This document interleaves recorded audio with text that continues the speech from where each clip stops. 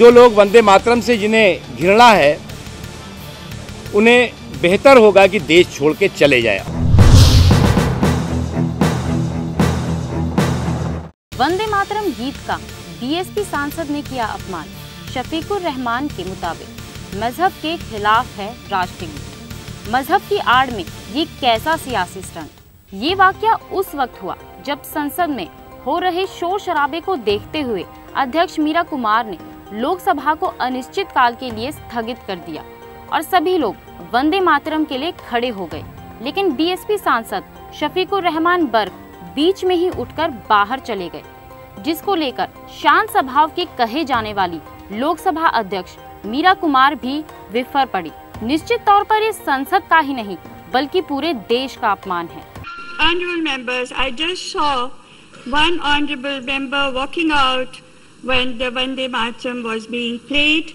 This, I take a very serious view of this, and I will want to know why this was done, and this should never be done again. उम्रदराज सांसद साहब जब राष्ट्रगीत के बीच में ही उठकर चल पड़े तो पहले लगा कि शायद पेट खराब होने के कारण चले गए थे, लेकिन बाद में उन्होंने बयान दिया कि वो वंदे मातरम से अपने आप को अपमानित महसूस करते हैं। ये इस्लाम के खिलाफ है। शायद उन्हें पता नहीं कि आजादी की लड़ाई हम इसी मूल मंत्र से जीते थे। कितने लोगों ने वंदे मातरम गीत गाते हुए देश के लिए सब कुछ कुर्बान कर दिया। मैंने सिर्फ अल्लाह के लिए किया है, इस्लाम के लिए किया है, अपने मजहब के लिए किया है। जब ये वंदे मातरम शुरू हुआ तो मैं वहाँ मौजूद था, तो मैं उठकर मैंने बाइकाट कर दिया, मैं चला। जात पात और मजहब के नाम पर सियासत करने वाले ये लोग आखिर कब तक गुमराह करेंगे इस देश को। एक तरफ देश भ्रष्टाचार और महंगाई जैसे झंझावातों से जूझ रहा है और दूसरी ओर शफीकुर रहमान बर्क जैसे नेता इन सब से इतर मजहब के नाम पर धार्मिक उन्माद फैलाने की कोशिश कर रहे हैं।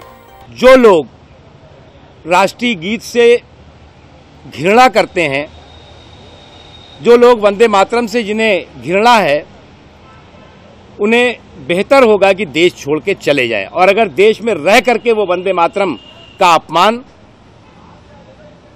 जिसे हम राष्ट्र का अपमान मानते हैं, करेंगे तो निश्चित तौर से देश उन्हें माफ नहीं करेगा। देश उसका मुंह तोड़ जवाब ऐसे लोगों को देगा। ऐसी तालिबानी मानसिकता नहीं चलेगी। शफीकुर रहमान बर्क द्वारा जानबूझकर की गई ये कोई पहली घटना नहीं है, बल्कि दिसंबर 2012 में संसद में इन्होंने काले झंडे दिखाए। फरवरी 2013 में राष्ट्रपति के अभिभाषण के दौरान नारेबाजी की। ये जो हमारे नेशनल सॉन्ग के ऊपर ये सब किया गया है, ये तो बहुत ही गलत है। मतलब अगर आज एक किसी पर्सन ने इस तरह से बिहेव किया है इस चीज़ को लेकर, तो आगे से और लोगों को भी मौका मिलेगा। और देश के ऊपर अगर की जा रही है इस तरह की चीज़ें, तो बिल्कुल मेरे हिसाब से नहीं होनी चाहिए। देखिए, वंदे मातरम हमारी देशभक्ति से जुड़ा हुआ मुद्दा है और इसका अपमान होना हमें ऐसा लगता है जैसे हमारा अपना ही अपमान हुआ है।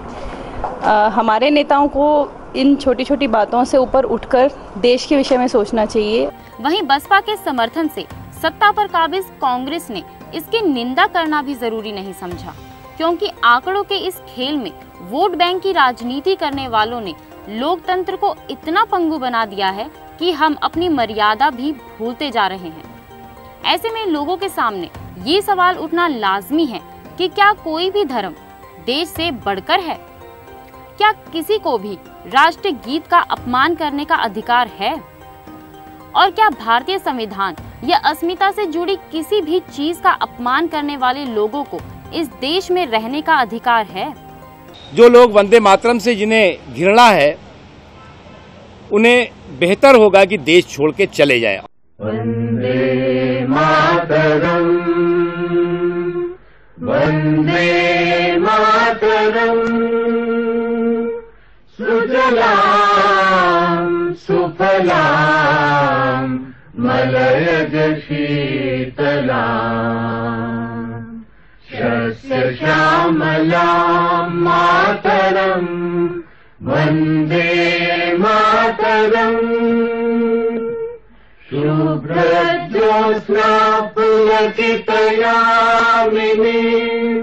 फुल्लकुसुमित द्रुमदल शोभिनीं, सुहासिनीं सुमधुर भाषिणीं सुखदां वरदां मातरं वन्दे मातरं वन्दे